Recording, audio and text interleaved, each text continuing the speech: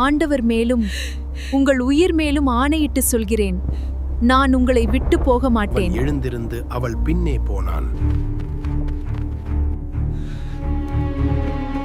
கேயாசி அவர்களுக்கு முன்னே போய் அந்த தடியை பிள்ளையின் முகத்தின் மேல் வைத்தான். விழிக்கவில்லை.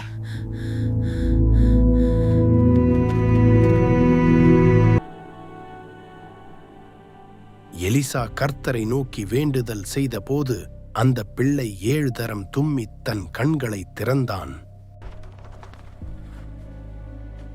உன் மகனை எடுத்துக்கொள்.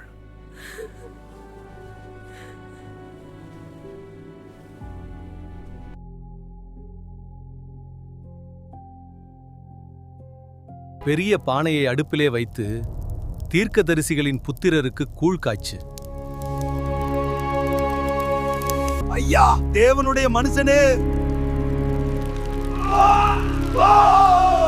பானையில் மரணம் இருக்கிறது. மாவை கொண்டு வாருங்கள், ஜனங்களுக்கு ஊற்றி அவர்கள் சாப்பிடட்டும்.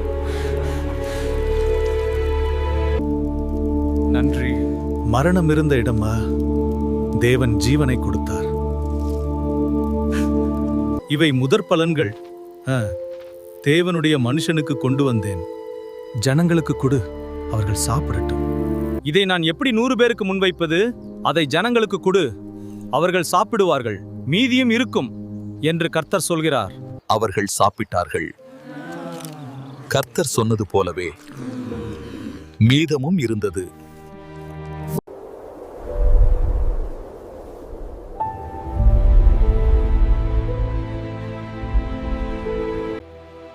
இதை போன்ற வேதாகம படைப்புகளையும் ஆண்டவரின் அதிசய செயல்களையும் பார்க்க தமிழ் பைபிள் ஸ்டோரிஸ் சேனலை இப்போது சப்ஸ்கிரைப் செய்யுங்கள். இந்த வீடியோ உங்களுக்கு பிடித்திருந்தால் லைக் செய்து உங்கள் நண்பர்களுடன் ஷேர் செய்ய மறக்காதுங்கள்.